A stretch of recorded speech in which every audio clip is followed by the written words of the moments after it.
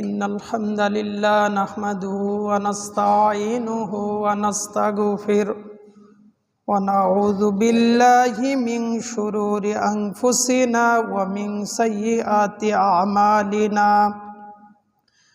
من يهده الله فلا مضل له ومن يضلل فلا هادي له أشهد أن لا إله إلا الله وحده لا شريك له وأشهد أن محمدا عبده ورسوله يا أيها الذين آمنوا اتقوا الله حق تقاته اتقوا الله حق تقاته ولا تموتن إلا وأنتم مسلمون يا أيها الناس اتقوا ربكم الذي خلقكم من نفس واحدة وخلق منها زوجها وبث منهما رجالا كثيرا ونساء واتقوا الله الذي تساءلون به والأرحام إن الله كان عليكم رقيبا يا أيها الذين آمنوا اتقوا الله وقولوا قولا سديدا يصلح لكم أعمالكم ويغفر لكم ذنوبكم ومن يطع الله ورسوله فقد فاز فوزا عظيما أما بعد فإن خير الحديث كتاب الله وخير الهدي هدي محمد صلى الله عليه وسلم وشر الأمور محدثاتها وكل محدثة بدعة وكل بدعة ضلالة وكل ضلالة في النار أعوذ بالله من الشيطان الرجيم قل إنما أنا بشر مثلكم يوحى إلي أنما إلهكم إله واحد فمن كان يرجو لقاء ربه فليعمل عملا صالحا ولا يشرك بعبادة ربه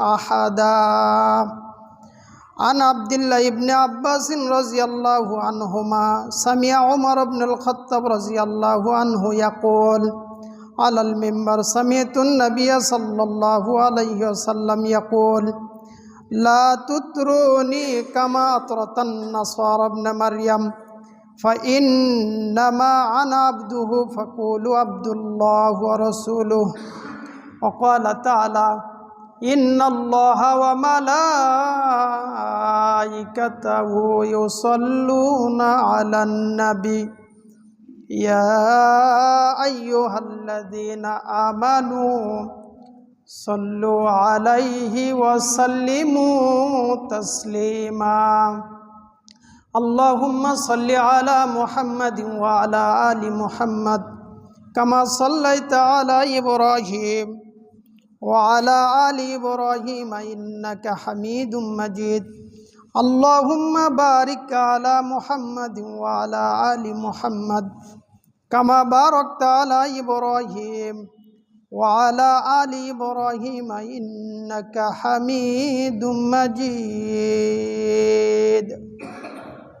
আলহামদুলিল্লাহ যাবতীয় প্রশংসা গুণগান সেই মহান আল্লাহ সুবহানাহু ওয়া তাআলার, যে মহান স্রষ্টা আমাদেরকে রবিউল আউয়ালের প্রথম সপ্তাহে জুমার সালাত আদায়ের উদ্দেশ্যে জুমার ঘর মসজিদে আসার, সালাতের পূর্বে খুতবায় কিছু কথা বলার এবং শোনার সুযোগ দিয়েছেন। সেই মহান স্রষ্টার শুকরিয়া বলি আলহামদুলিল্লাহ।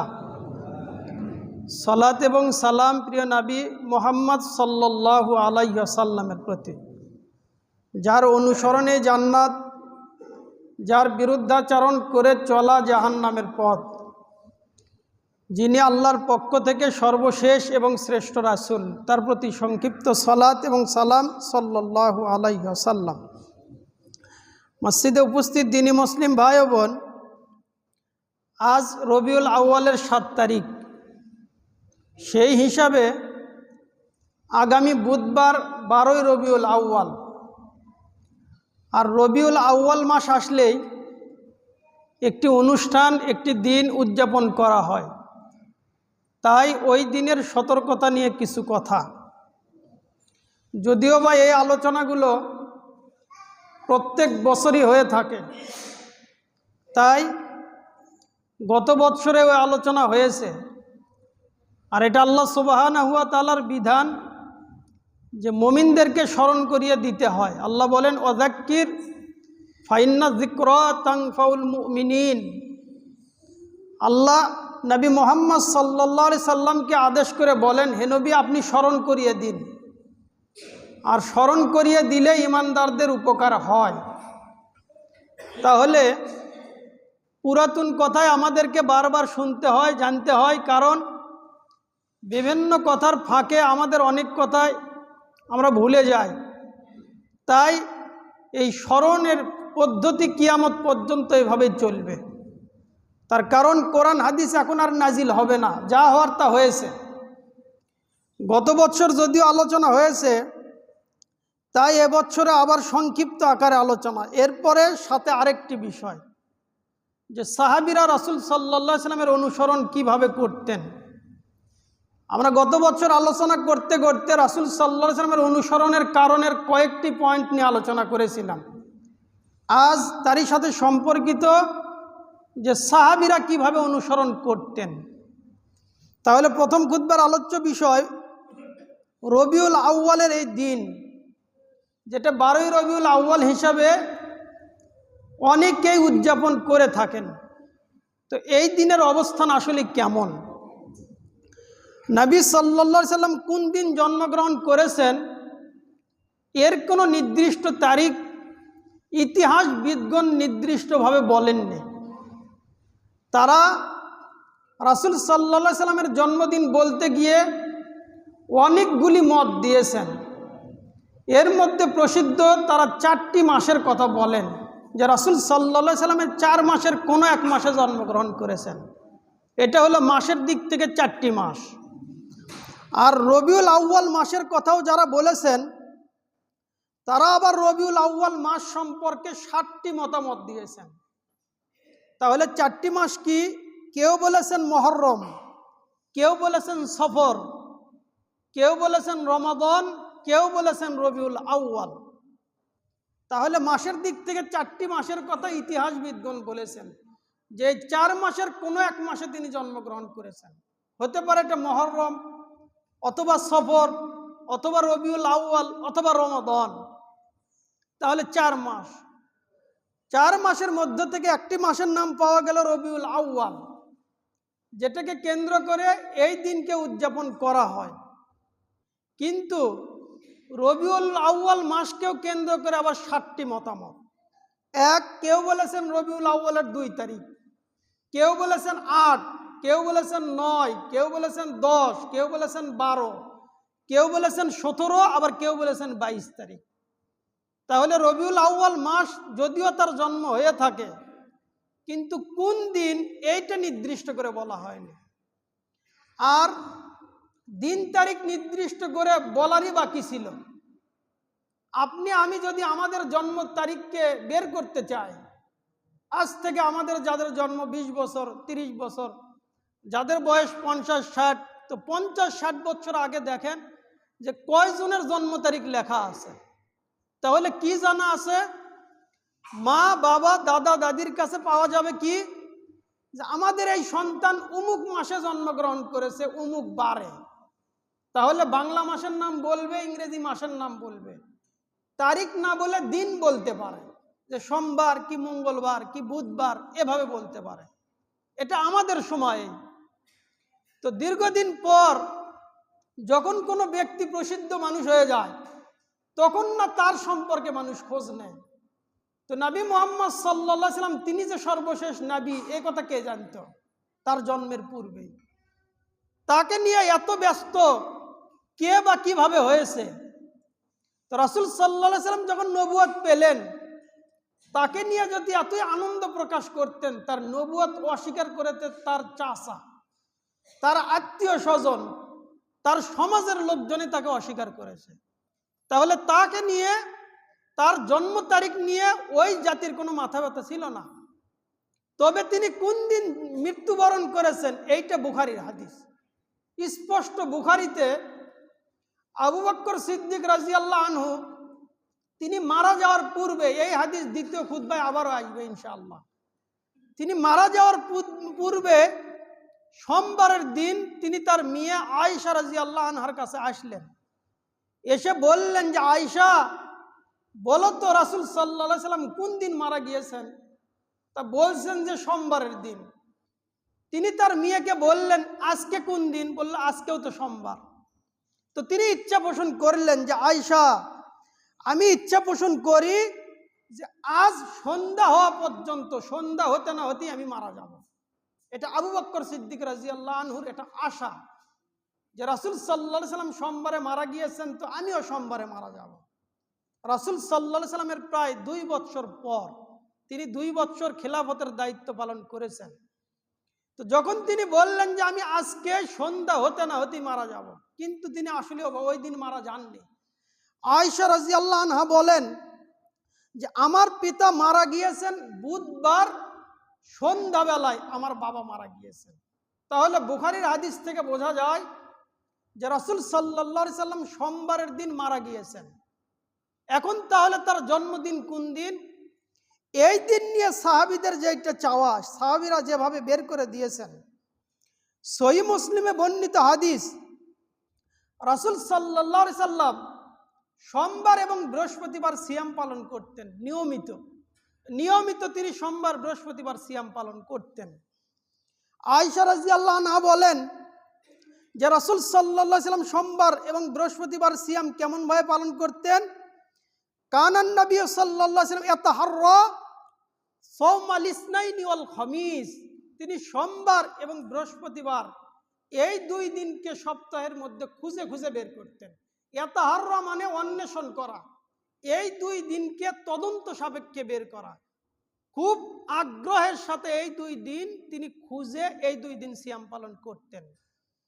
হাদিস তিরমিজি এবং নাসাই।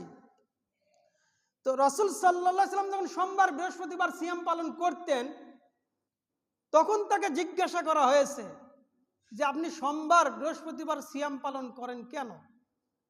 তাহলে তিনি সোমবার এবং বৃহস্পতিবারের সিয়ামের যখন তাকে জিজ্ঞাসা করা হলো, তখন তিনি 3টা উত্তর দিয়েছেন যে আমার সোমবার এবং বৃহস্পতিবার সিয়াম পালন করার কারণ হলো 3টা।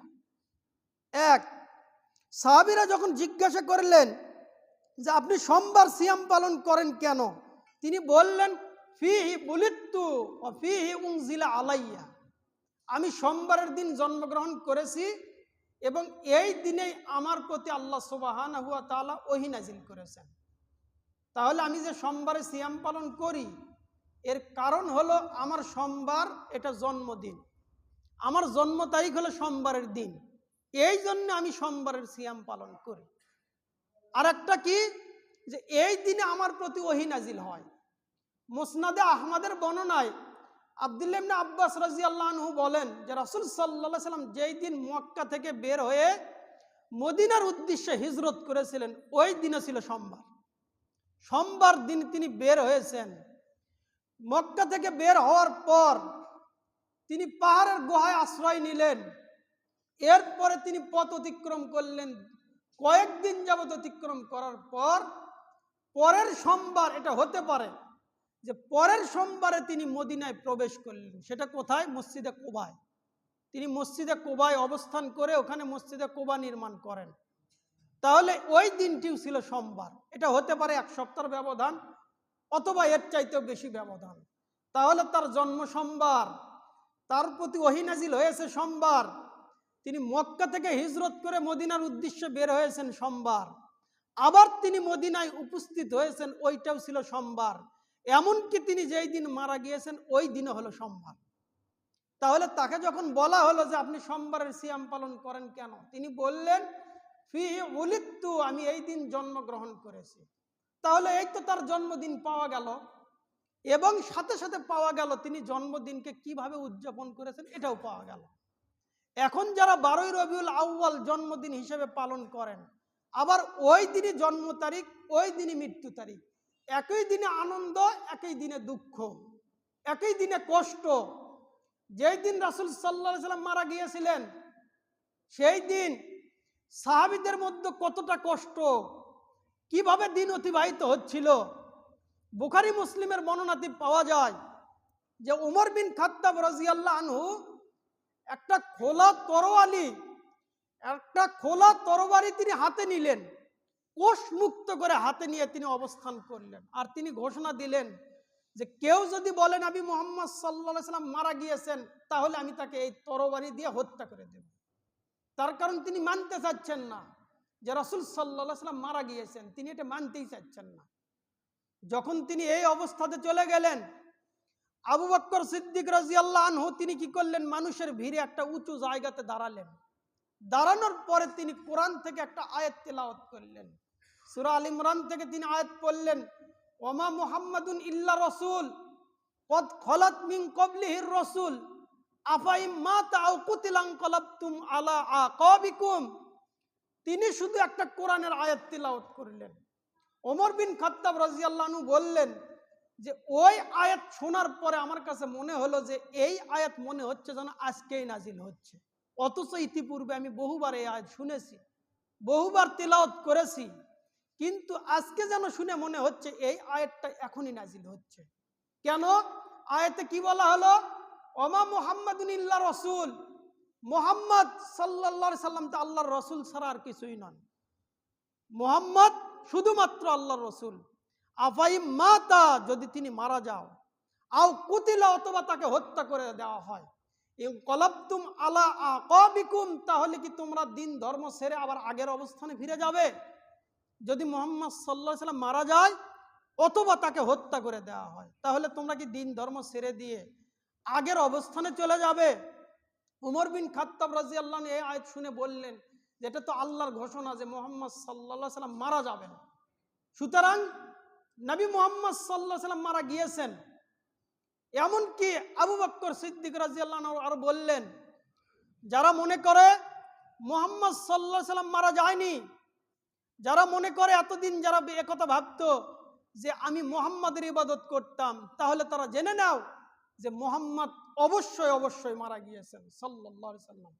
আর যারা আল্লাহর ইবাদত করেছো তারা শুনে রাখো, আল্লাহ হলেন চিরঞ্জীব, চিরস্থায়ী, আল্লাহ কখনো মারা যাবেন না। আবু বকর রাদিয়াল্লাহু আনহু এর সংক্ষিপ্ত খুতবা শুনে ওমর রাদিয়াল্লাহু আনহু পরিবর্তন হয়ে গেলেন। অত্র ঘটনা থেকে অনেকগুলি শিক্ষা, এর মধ্যে একটি শিক্ষা হলো যে নবী সাল্লাল্লাহু আলাইহি সাল্লাম সোমবারে মারা গিয়েছেন এবং তিনি অবশ্যই মারা গিয়েছেন। যারা বলে যে নবী সাল্লাল্লাহু আলাইহি সাল্লাম মারা যায়নি, নবী হলেন হায়াতুন নবী, কবরে তিনি জীবিত, তাহলে তাদের কাছে প্রশ্ন যে তিনি মারা যাননি, তাহলে সাহাবীদের সামনে কি তিনি ভান ধরেছিলেন? আর সাহাবীরা এই ভান ধরা মানুষকে কাফন দাফন করে মাটির নিচে ঢুকিয়ে দিলেন। সাহাবীদের কাছে এটা কি মনে হলো যে তিনি হায়াতুন নবী, তিনি মারা যাননি? না, তিনি অবশ্যই মারা গিয়েছেন। তবে নবীগণ কবরে জীবিত, সালাতরত অবস্থায় রয়েছেন, যেভাবে থাকার দরকার সেভাবে আছেন, আপনার আমার মতো নয়। তাদের যেভাবে আল্লাহ রাখবেন সেভাবে তিনি রেখেছেন, সেভাবে তিনি আছেন।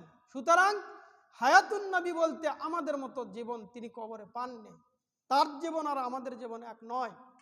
তাহলে নবী সাল্লাল্লাহু আলাইহি সাল্লাম সোমবারে মারা গিয়েছেন এবং তার মারা যাওয়ার দিনের তার জন্মদিনও ছিল সোমবার। তিনি সোমবারে জন্মদিনকে উদযাপন করেছেন সোমবারের সিয়াম পালন করে, তাও শুধু বৎসরে একটা সিয়াম নয়। এখন যদি আমরা বাৎসরিক সিয়াম হিসাব করি, এক বৎসরে 52 থেকে 54 পর্যন্ত সপ্তাহ যায়। আরবিতে যদি আমরা 52 সপ্তাহ ধরি, রমজান মাসের যদি 5টা সপ্তাহ বাদ দিই, মাঝখানে যদি কিছু সিয়াম বাদও দিই, তাও অন্তত 10 মাস বাকি থাকে। আর 10 মাসে যদি সোমবারের সিয়াম পালন করা হয়, মাসে হবে 4টা, আর 10 মাসে 40টা সিয়াম। যারা রাসূল সাল্লাল্লাহু আলাইহি সাল্লামের জন্মদিন উদযাপন করতে চান, তাদের জন্য উচিত যে নবী সাল্লাল্লাহু আলাইহি সাল্লাম তার জন্মদিন যেভাবে উদযাপন করেছেন সেভাবে উদযাপন করা, তাহলে হলো অনুসরণ। তা না হলে এই একদিনের মহব্বত 20 টাকা 30 টাকা দামের বিস্কুটের প্যাকেট নিয়ে মসজিদে ভিড় জমানো, আবার বিস্কুটের প্যাকেটও নয়, গ্রামে গ্রামে চাল ডাল উঠানো, এরপরে মসজিদের সামনে রান্না হবে আর ইমাম সাহেব পান চাবাবে আর মসজিদের মধ্যে মিলাদুন্নবী উদযাপন করবে, মিলাদ মাহফিল করবে। এটা নবী সাল্লাল্লাহু আলাইহি সাল্লামের অনুসরণে ইবাদত নয়, বরং এটা ইসলামের মধ্যে নব্য আবিষ্কার। তারা বলছে ওই দিনের নাম হলো ঈদে মিলাদুন্নবী, নবী সাল্লাল্লাহু আলাইহি সাল্লামের জন্মদিনের ঈদ, আনন্দের দিন। তো ওই দিন তো মৃত্যু তারিখ, তাহলে একই দিনে জন্ম একই দিনে মৃত্যু যদি ধরেও না হয়, তাহলে আনন্দ এবং দুঃখ একই দিনে হয়ে গেল। তাহলে শুধু আনন্দ কেন, দুঃখও তো পেতে হয়। তো এটা ওই খাবার মসজিদে আয়োজন করে, এমনকি আশ্চর্য অবাক করা কথা, যারা 5 ওয়াক্ত সালাত পড়ে না, মসজিদে যায় না, তারাও দেখবেন ওই দিন মসজিদে ভিড় করে এক প্যাকেট বিস্কুট নিয়ে। কেন? আমার তো সমাজ সামাজিকতা রক্ষা করতে হবে, নবী সাল্লাল্লাহু আলাইহি সাল্লামের ঈদে মিলাদুন্নবী উদযাপন করতে হবে। আল্লাহ আমাদেরকে সঠিক কথা বুঝে সেভাবে জীবনযাপন করার তৌফিক দান করেন, আমিন। তাহলে সোমবারের সিয়ামের একটি কারণ, তিনি ওই দিনে জন্মগ্রহণ করেছেন, তারিখ তিনি উল্লেখ করেননি। এখানে আরেকটি মজার ব্যাপার, যারা জন্মদিন উদযাপন করেন তারিখ হিসাবে, তারা তদন্ত করে দেখবেন যে তারিখ এবং দিন একসাথে মেলে না, 5 বছর পর পর মেলে। এই বছর যদি জানুয়ারির 1 তারিখ শুক্রবার শুরু হয়, তাহলে সামনে বছর জানুয়ারির 1 তারিখ হবে শনিবার। এটা যদি 365 দিনে বছর হয়, 28শে ফেব্রুয়ারি হয়, তাহলে বছর যেই দিনে শুরু হয় ওই দিনেই শেষ হয়। শুক্রবারে বছর শুরু, তো শুক্রবারে বছর শেষ, তাহলে পরের বছর শুরু হবে কোন দিন? শনিবার থেকে শুরু হবে। তাহলে কেউ যদি জানুয়ারির 1 তারিখে জন্মগ্রহণ করে শুক্রবার, পরের বছর এখন সে কোনটা নেবে, তারিখ নাকি দিন? তারিখ নিলে দিন মিলে না, দিন মিললে তারিখ মেলে না। এটা মিলবে কোন দিন? অন্তত 5 বছর পর। আরো একটা মজার কথা, কারো সন্তান যদি 29শে ফেব্রুয়ারি জন্মগ্রহণ করে, আর 29শে ফেব্রুয়ারি হয় 3 বছর পর পর, চতুর্থ বছরে। 20 সালে 29শে ফেব্রুয়ারি হয়েছে, 24-এ হয়েছে, আবার 28-এ হবে 29শে ফেব্রুয়ারি, এরপরে 32 সালে হবে। এভাবে 3 বছর পর পর চতুর্থ বছরে 29শে ফেব্রুয়ারি হয়। তো কারো সন্তান যদি 29শে ফেব্রুয়ারি জন্মগ্রহণ করে, তার মানে 3 বছর তার জন্ম তারিখ নাই। কি করতে হবে? 3 বছর পর পর জন্ম তারিখ তাকে উদযাপন করতে হবে। তার মানে আমি বুঝাতে চাচ্ছি, দিন তারিখ ধরে জন্মদিন উদযাপন করা এটা ইসলামের বিধান নয়। রাসূল সাল্লাল্লাহু আলাইহি সাল্লামের চাইতে ভালো মানুষ আর কে? তিনি তার যে জন্মদিন উদযাপন করেছেন সিয়াম পালন করে, আর আমরা উদযাপন করি 1 কেজি, 1.5 কেজি, 2 কেজি, 5 কেজি। ওই আমরা কি করি? আমরা কেক কিনি, জন্মদিনের উদযাপনে কেক কিনে নিজে খাই, অন্যকে খাওয়াই। এগুলো ভুয়া, এগুলো ইসলামের মধ্যে নব্য আবিষ্কার, এগুলো নয়। বরং রাসূল সাল্লাল্লাহু আলাইহি সাল্লাম তার জন্মদিন উদযাপন করেছেন সিয়াম পালনের মাধ্যমে। 1 নম্বর কারণ সোমবারের সিয়ামের। সোমবারের সিয়াম এটা শুধু সোমবার, আর সোমবার বৃহস্পতিবারের আরো 2টি কারণ। আবু হুরায়রা রাদিয়াল্লাহু আনহু বলেন যে রাসূল সাল্লাল্লাহু আলাইহি সাল্লাম সোমবার এবং বৃহস্পতিবার সিয়াম পালন করতেন। কেন? তিনি বলছেন যে সোমবার এবং বৃহস্পতিবার তুরাদুল আমাল ইয়াউমা লিসনাইনি ওয়াল খামিস, সোমবার এবং বৃহস্পতিবার এই 2 দিন বান্দার আমলকে আল্লাহ সুবহানাহু ওয়া তাআলার নিকট পেশ করা হয়। সাপ্তাহিক রিপোর্ট সোমবারের দিন আল্লাহর সামনে পেশ করা হয়। সোমবার থেকে বুধবার বৃহস্পতিবার পর্যন্ত যাওয়া হয়, আবার বৃহস্পতিবার দিন পেশ করা হয়। এভাবে করে আবারও সোমবারে পেশ করা হয়, বৃহস্পতিবারে পেশ করা হয়, সোমবার বৃহস্পতিবার। তো রাসূল সাল্লাল্লাহু আলাইহি সাল্লাম বলছেন, ফাউহিব্বু আইয়ুরদা আমালি ওয়া আনা সাইম, আমি আশা পোষণ করি, আমি ইচ্ছা পোষণ করি যে আমার আমল আল্লাহ সুবহানাহু ওয়া তাআলার নিকট পেশ করা হোক এই অবস্থায় যে ওয়া আনা সাইম, আমি নিজে সিয়াম পালনকারী, আমি সিয়ামরত অবস্থায়, আমি রোজাদার, এই অবস্থায় যেন আমার আমলগুলো আল্লাহর কাছে পেশ করা হয়, এইটা আমি পছন্দ করি, এইটা আমি ভালোবাসি। তাহলে সোমবার এবং বৃহস্পতিবারের সিয়াম 2 নাম্বার কারণ। 3 নাম্বার কারণ, আবু হুরায়রা রাদিয়াল্লাহু আনহু বলেন যে কানা ইয়াসুমুল লিসনাইনি ওয়াল খামিস, রাসূল সাল্লাল্লাহু আলাইহি সাল্লাম সোমবার এবং বৃহস্পতিবার সিয়াম পালন করতেন। ফাকিলা ইয়া রাসূলুল্লাহ, তখন তাকে বলা হলো, হে আল্লাহর নবী, ইন্নাকা তাসুমুল ইসনাইনি ওয়াল খামিস, আপনি সোমবার এবং বৃহস্পতিবার সিয়াম পালন করেন, এটার কারণ? তো তখন তিনি বললেন, ইন্না ইয়াউমাল ইসনাইনি ওয়াল খামিস ইয়াগফিরুল্লাহু ফীহিমা লিকুল্লি মুসলিম, সোমবার বৃহস্পতিবার আল্লাহ সুবহানাহু ওয়া তাআলা প্রত্যেক মুসলিমকে ক্ষমা করে দেন। সোমবার এবং বৃহস্পতিবার প্রত্যেক মুসলিমকে ক্ষমা করে দেন, ইল্লা মুহতাজিরিন, ওই 2 ব্যক্তি ছাড়া যারা পরস্পরকে বর্জন করেছে তারা ছাড়া। একজন আরেকজনের সাথে হিংসার বশবর্তী হয়ে কথা ছেড়েছে, একজন আরেকজনের সাথে কথা বলে না, সম্পর্ক বিচ্ছিন্ন করেছে, এটা কিসের ভিত্তিতে? হিংসার ভিত্তিতে, দিন ধর্মের ভিত্তিতে নয়, দুনিয়ার ভিত্তিতে। তার কারণ দিনের ভিত্তিতে কেউ যদি কারোর সাথে কথা বলা বর্জন করে, এটা প্রশংসনীয়, এটা নিন্দনীয় নয়। যে আমি তাকে দিন ধর্মের কারণে, ইসলামের কারণে তার সাথে কথা বলা বর্জন করেছি, দুনিয়ার স্বার্থে নয়। যারা দুনিয়ার স্বার্থে পরস্পরের সাথে কথা বলা বর্জন করে, তাদেরকে আল্লাহ সুবহানাহু ওয়া তাআলা এই সোমবার বৃহস্পতিবারের দিন ক্ষমা করবেন না, যদিও বা এই 2 দিন প্রত্যেক মুসলিমকে ক্ষমা করে দেওয়া হয়। রাসূল সাল্লাল্লাহু আলাইহি সাল্লাম একথা বলেছেন যে সোমবার এবং বৃহস্পতিবার যেহেতু আল্লাহ সমস্ত মুসলিমকে ক্ষমা করে দেন, এইটাই হলো আমার সিয়ামের কারণ। আল্লাহ সুবহানাহু ওয়া তাআলা এরপরে বলেন, ইয়াকুল দাহুমা হাত্তা ইয়াস্তালিহা, তাদেরকে ছেড়ে দাও, তারা আপন অবস্থার উপরে থাক, যতক্ষণ না তারা পরস্পরের সাথে সংশোধন করে নেয়। তাদেরকে ছেড়ে দাও, তাদের কোনো ক্ষমা নেই, যতক্ষণ না তারা নিজেদের মধ্যে আপোষে মীমাংসা না হয়। তাহলে সোমবার এবং বৃহস্পতিবারের সিয়ামের 3টি কারণ। 1, সোমবারের সিয়ামের কারণ তিনি ওই দিনে জন্মগ্রহণ করেছেন। 2, সোমবার এবং বৃহস্পতিবার এই 2 দিন আল্লাহ সুবহানাহু ওয়া তাআলার নিকট বান্দার আমলকে উপস্থাপন করা হয়, পেশ করা হয়। 3, এই 2 দিন বান্দাকে ক্ষমা করে দেওয়া হয়। বিশেষ ক্ষমা ওই 2 শ্রেণী ছাড়া যারা পরস্পরকে দুনিয়ার স্বার্থে কথা বলা বর্জন করেছে, তাদেরকে ছাড়া। মসজিদে উপস্থিত দিনী মুসলিম ভাই ও বোন, আলোচনার সারসংক্ষেপ, রবিউল আউয়াল মাস আসলেই 12ই রবিউল আউয়াল আমরা এই দিন অনেকেই এই দিনকে উদযাপন করি, যদিও বা আমাদের সমাজে এভাবে উদযাপন হয় না। এখান থেকে আমার যে কথা, তাহলে আমাদের মসজিদে এগুলো আলোচনা করার কারণ কি? কারণ যে আমাদের সমাজের অনেক মহিলার অন্য সমাজে বিবাহ হয়, আবার ওই সমাজের অনেক মহিলা আমাদের সমাজে নিয়ে আসা হয় পুত্রবধূ হিসাবে।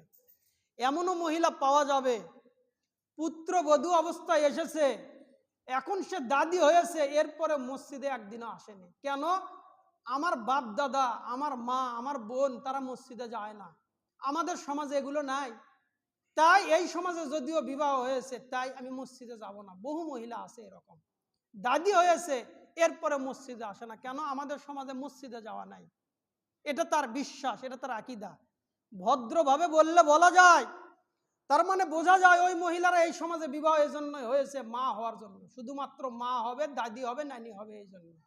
অভদ্র ভাষায় আর বললাম না, অভদ্র ভাষায় বললে এই কথাটা ভিন্নভাবে বলা যায়, তো ওইটা না বলে এইটা বললাম যে শুধু মা হওয়ার আশাতেই এই সমাজের মহিলা অন্য সমাজে যায়, অন্য সমাজের মহিলা এই সমাজে বিবাহ হয়। এই সমাজ ওই সমাজ বলতে কি বুঝাতে চাইছে এটা বুঝেছেন, যারা 12ই রবিউল আউয়াল পালন করে তাদেরকে বুঝিয়েছি। নাম ধরে বলা এটা আমার স্বভাবের বাইরে। তাই যেহেতু তাদের মধ্য থেকে কিছু লোক এখানে যাতায়াত আছে, তাই যেন তাদের কাছে সঠিক কথাটা পৌঁছে, এটাই হলো আলোচনার একটা কারণ।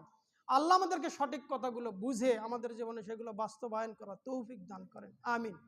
আমার ভাষার ত্রুটি হলে অবশ্যই সেটা মার্জনীয়। আমি সম্ভবত চেষ্টা করি যতদূর সম্ভব ভদ্রভাবে বলার। আল্লাহ আমাদেরকে সঠিক কথাগুলো জেনে বুঝে সেভাবে চলার তৌফিক দান করেন, আমিন। ইন্নাল হামদালিল্লাহি ওয়াহদা ওয়াসসালাতু ওয়াসসালামু আলা মাল্লা নাবিয়্যা বা'দা আউযু বিল্লাহি মিনাশ শাইতানির রাজিম আলহামদুলিল্লাহি রাব্বিল আলামিন। আলহামদুলিল্লাহ, প্রশংসা মাত্র আল্লাহ সুবহানাহু ওয়া তাআলার, যে মহান স্রষ্টা আমাদেরকে ইসলামের সঠিক কথাগুলো জানার সুযোগ দিয়েছেন, তার শুকরিয়া বলি আলহামদুলিল্লাহ। সে আল্লাহর কাছে চাই যে আল্লাহ আমাদেরকে সঠিক কথাগুলো জেনে বুঝে আমাদেরকে সেভাবে চলা সহজ করে দেন, আমিন। আমার দ্বিতীয় খুতবার আলোচ্য বিষয় সাহাবীরা কিভাবে রাসূল সাল্লাল্লাহু আলাইহি সাল্লামের অনুসরণ করতেন। এইটা অনুসরণের প্রথম হাদিস, যেটা প্রথম খুতবায় চলে গিয়েছে। সাহাবীরা সোমবার বৃহস্পতিবার সিয়াম পালন করা দেখে তাদের প্রশ্ন যে আপনি কেন সোমবারে সিয়াম পালন করেন?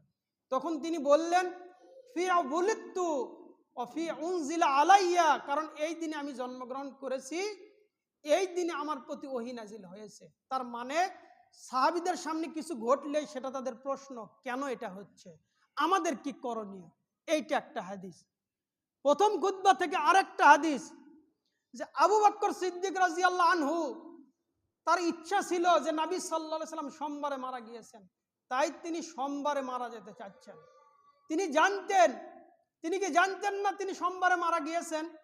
তিনি অবশ্যই জানতেন। এরপরেও তিনি মিয়াকে প্রশ্ন করলেন, কোন দিন মারা গিয়েছেন? তো মিয়া বললেন সোমবার। তো বলো তো আজকে কোন দিন? বলল আজকে ওই সোমবার।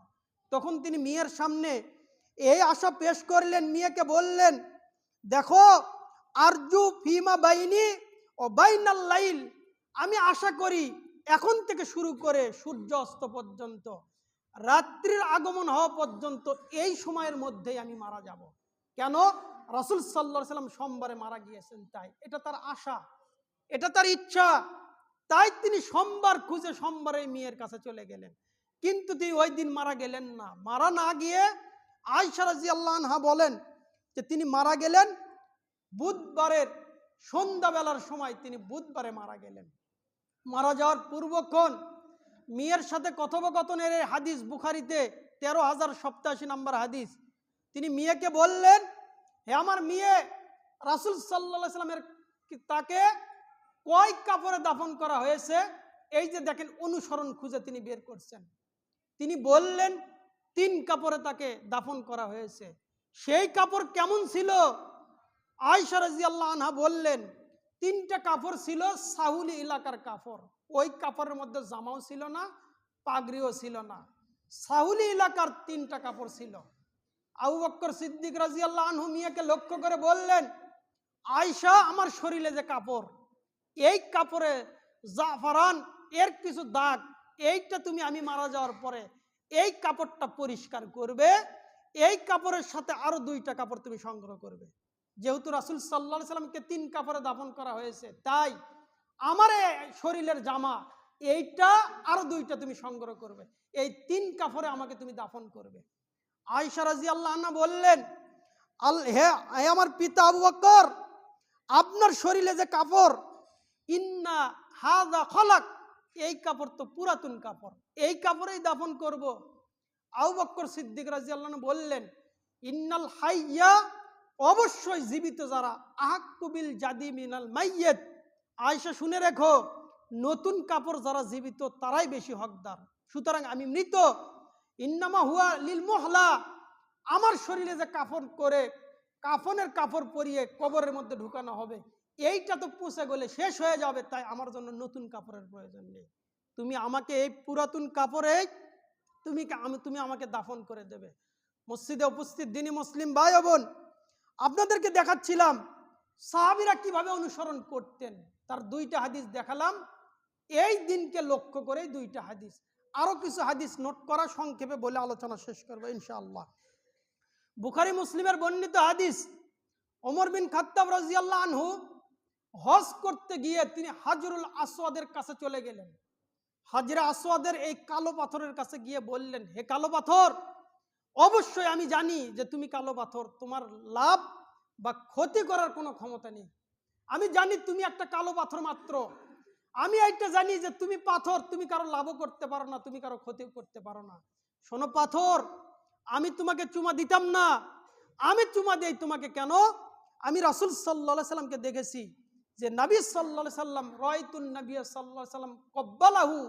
পাথর, আমি দেখেছি যে নবী সাল্লাল্লাহু আলাইহি সাল্লাম তোমাকে চুমা দিয়েছেন, এই জন্য আমি তোমাকে কালো পাথর হিসেবেও তোমাকে চুমা দিই। কেন? নবী সাল্লাল্লাহু আলাইহি সাল্লামকে চুমা দিতে দেখেছি, এই জন্য চুমা দিই। তাহলে আমাদের প্রত্যেকটি পদক্ষেপ এজন্য হবে যে রাসূল সাল্লাল্লাহু আলাইহি সাল্লামের অনুসরণে, তার মহব্বতে, আল্লাহ তাআলার সন্তুষ্টির জন্য ইবাদত হতে হবে। তা না হলে ইবাদত নয়। ওমর বিন খাত্তাব রাদিয়াল্লাহু আনহু পাথরকে লক্ষ্য করে বলেছেন। আনাস বিন মালিক রাদিয়াল্লাহু আনহু বলেন, একজন দর্জি নবী সাল্লাল্লাহু আলাইহি সাল্লামকে দাওয়াত দিলেন যে আপনি আমার বাড়িতে আসেন, আপনার জন্য মেহমানদারি। তো রাসূল সাল্লাল্লাহু আলাইহি সাল্লাম আনাস বিন মালিক রাদিয়াল্লাহু আনহুকে সাথে করে নিয়ে দাওয়াত খেতে গেলেন। আনাস বিন মালিক রাদিয়াল্লাহু আনহু বললেন যে রাসূল সাল্লাল্লাহু আলাইহি সাল্লামের সামনে যখন খাবার পেশ করা হলো, রুটি এবং গোস্ত লাউ দিয়ে রান্না করা হয়েছে, কদু দিয়ে রান্না করা হয়েছে। আর ওই গোস্ত হলো শুটকি করা গোস্ত, রোদে শুকিয়ে শুটকি বানানো, কদিত বলা হয়েছে হাদিসের ভাষায়। হাদিসের ভাষায় বলা হয়েছে কদিত, মানে শুটকি করা গোস্ত। আগেকার দিনে মানুষ শুটকি করে রাখতো, জাল দিয়ে রাখতো। এখন না ফ্রিজ, বছরের শেষেও কাঁচা গোস্ত পাওয়া যায়, কিন্তু ওই সময় শুটকি করে রাখতো। তো আনাস বিন মালিক রাদিয়াল্লাহু আনহু বলেন, যখন রাসূল সাল্লাল্লাহু আলাইহি সাল্লামের সামনে ওই খাবার পেশ করা হলো, তো তিনি কি করলেন? পাত্রের ভেতর থেকে এই কদুগুলো খুঁজে খুঁজে বের করে খাচ্ছিলেন। কদু খুঁজে খুঁজে বের করে খাচ্ছিলেন। তার মানে ওই তরকারি ছিল এমন, কদু দিয়ে গোস্ত রান্না করা হয়েছে। আর আমাদের সময়ে গোস্ত দিয়ে আলু রান্না করা হয়, গোস্ত দিয়ে লাউ রান্না করা হয়, দুইটার মধ্যে পার্থক্য রয়েছে। মানে আমি আলু দিয়ে বুঝাই, আলু দিয়ে গোস্ত অথবা গোস্ত দিয়ে আলু, দুইটা এক জিনিস নয়। কেউ যদি বলে গোস্ত রান্না করেছি, তার মানে শুধু গোস্ত। এখন যদি বলে গোস্ত রান্না করেছি আলু দিয়ে, আলু দ্বারা গোস্ত, তার মানে কি গোস্তর পরিমাণ বেশি, আলুর পরিমাণ কম। আর যদি বলা হয় গোস্ত দিয়ে আলু, তার মানে বোঝা যায় যে গোস্তর পরিমাণ কম, আলুর পরিমাণ বেশি। পরিমাণ কম বেশি হতে পারে। তো রাসূল সাল্লাল্লাহু আলাইহি সাল্লামের পাত্রের ভেতর থেকে কদু খুঁজে খুঁজে বের করতে হচ্ছে, তার মানে সেখানে গোস্তর পরিমাণ বেশি। আর লাউ বা কদু এর সংখ্যা ছিল কম। তিনি পাত্রের ভেতর থেকে খুঁজে খুঁজে বের করে কদুগুলো খাচ্ছিলেন। আনাস বিন মালিক রাদিয়াল্লাহু আনহু বলেন, ফালাম আজাল উহিব্বুদ দুব্বা মিন ইয়াউমাইদিন, আমি ওই দিন থেকে কদু খাওয়াকে পছন্দ করে নিয়েছি। যেই দিন দেখেছি নবী সাল্লাল্লাহু আলাইহি সাল্লাম কদুকে খুঁজে খুঁজে খেয়েছেন, আমি তার এই খাওয়া দেখলাম, ওই দিন থেকে আমি এই কদু খাওয়াকে পছন্দ করি। আমি ওই দিন থেকে লাউ খাই। রাসূল সাল্লাল্লাহু আলাইহি সাল্লাম সাহাবীদেরকে নিয়ে সালাত আদায় করছিলেন। সালাতরত অবস্থায় তিনি তার পা থেকে স্যান্ডেল খুলে রাখলেন। স্যান্ডেল পরে সালাত আদায় করা এটা ইসলামের বিধান। তিনি বলছেন তোমরা ইহুদি খ্রিস্টানের বিরোধিতা করো, তারা স্যান্ডেল খুলে সালাত পরে, তোমরা স্যান্ডেল পরেই সালাত আদায় করো। তো এই হাদিস যদি আমাদের মসজিদগুলোতে মানা হয়, টাইলস ওয়ালা মসজিদ, তাহলে মসজিদ নোংরা হয়ে যাবে। স্যান্ডেল খুলে রাখা এটা অবৈধ নয়। জানাজার সালাতে স্যান্ডেল খোলা জরুরি নয়, স্যান্ডেল পরেই সালাত, এটাই বিধান। ইহুদিরা স্যান্ডেল খোলে, আমরা স্যান্ডেল খুলবো না। খুলি কেন? আমাদের পরিবেশ সংরক্ষণের জন্য। তোরা নবী মুহাম্মদ সাল্লাল্লাহু আলাইহি সাল্লাম স্যান্ডেল পরে সালাত আদায় শুরু করেছেন। সালাতের মাঝখানে তিনি স্যান্ডেল খুলে সাইডে রাখলেন। আবু সাইদ খুদরি রাদিয়াল্লাহু আনহু বলেন যে আমরা তার দেখে পেছনে যত মুসল্লি ছিলাম, আমরাও স্যান্ডেল খুলে খুলে সাইডে রেখে দিলাম। তো এই ঘটনা দেখে নবী সাল্লাল্লাহু আলাইহি সাল্লাম সালাত শেষ করে সাহাবীদেরকে বললেন, হে সাহাবীরা, তোমরা স্যান্ডেল খুললে কেন? তো তারা বললেন, হে আল্লাহর নবী, আপনাকে স্যান্ডেল খুলতে দেখেছি, তাই খুলেছি। নবী সাল্লাল্লাহু আলাইহি সাল্লাম বললেন, দেখো, ইন্নী জিবরিল আতানি, জিবরিল আমার কাছে ওই মুহূর্তে এসেছিলেন, এসে আমাকে বললেন যে আপনার স্যান্ডেলে ময়লা, আপনি স্যান্ডেল খোলেন। আমার স্যান্ডেলে ময়লা এই জন্য খুলেছি। তোমাদের স্যান্ডেল খোলা জরুরি ছিল না। তোমাদের কারো স্যান্ডেলে যদি ময়লা লেগে থাকে, তখন তিনি দিক নির্দেশনা দিলেন যে স্যান্ডেল মাটিতে ঘুষে পরিষ্কার করে নেবে। আমার অত্র হাদিস থেকে যেটা আপনাদের সামনে উপস্থাপনা, সেটা হলো যে নবী সাল্লাল্লাহু আলাইহি সাল্লামের স্যান্ডেল খোলা দেখেছেন, সাহাবীরাও স্যান্ডেল খোলা শুরু করেছেন। আর কোনো কথা নেই, কেন খুলেছেন, খুললে কি হবে, না খুললে কি হবে, কোনো কথা নেই, স্যান্ডেল খোলা শুরু। খয়বরের যুদ্ধের সময়ে নবী সাল্লাল্লাহু আলাইহি সাল্লাম সাহাবীদেরকে বললেন, তোমরা কি করো, তোমাদের হাদিগুলোকে জবাই করে দাও। সাহাবীরা দ্বন্দ্বে ছিলেন যে কুরবানির পশু এখনই জবাই করব। নবী সাল্লাল্লাহু আলাইহি সাল্লাম সাহাবীদের কাছ থেকে তিনি তার স্ত্রী উম্মে সালামার কাছে চলে গেলেন, গিয়ে বললেন, উম্মে সালামা, সাহাবীদেরকে বলি তো তারা তো কুরবানির পশু জবাই করে না, তারা ইতস্তবোধের মধ্যে। তখন উম্মে সালামা রাদিয়াল্লাহু আনহা বললেন, আল্লাহর নবী, আপনি গিয়ে আপনার পশুটা জবাই করেন, বাকিটা পরে দেখা যাবে। নবী সাল্লাল্লাহু আলাইহি সাল্লাম তাবু থেকে বের হলেন, পশু জবাই করলেন। সাহাবীরা দেখে এবার পশু জবাই শুরু। এভাবে চলে ইবাদত। মসজিদে উপস্থিত দিনী মুসলিম ভাই বোন, অনুসরণ মানে রাসূল সাল্লাল্লাহু আলাইহি সাল্লাম যে ইবাদত যেভাবে করেছেন ওই ইবাদত ওভাবেই করা। এখন যারা জন্মদিন পালন করেন, হাদিস আরো ছিল, সময় সংক্ষেপের কারণে আলোচনা গুটিয়ে নিচ্ছি। রাসূল সাল্লাল্লাহু আলাইহি সাল্লাম যে ইবাদত যেভাবে করেছেন ওই ইবাদত ওভাবেই করা। এখন যদি কেউ বলে যে মক্কাতে হজ করতে যাওয়া কষ্ট, তো আমি আমার মসজিদকে কাবা মনে করে এখানেই চক্কর দেব, এটা হবে না। আপনাকে হজ করতে হলে সেখানেই যেতে হবে। এই আলোচনাগুলো গত বছর হয়েছে। সুতরাং যারা 12ই রবিউল আউয়াল নবী সাল্লাল্লাহু আলাইহি সাল্লামের জন্মদিন হিসেবে উদযাপন করেন, এটা ইবাদত নয়, বরং এটা ইবাদতের নামে বিদআত। আর তিনি বিদআত সম্পর্কে ঘোষণা দিয়েছেন, কুল্লু বিদআতিন দালালা, প্রত্যেক বিদআতই গোমরাহি, আর কুল্লু দালালাতিন ফিন্নার, আর প্রত্যেক গোমরাহির জন্য ফলাফল জাহান্নাম। আল্লাহ আমাদেরকে সঠিক কথাগুলো বুঝে সেভাবে আমাদেরকে জীবনযাপন করার তৌফিক দান করেন, আমিন। যতটুকু আলোচনা করা হলো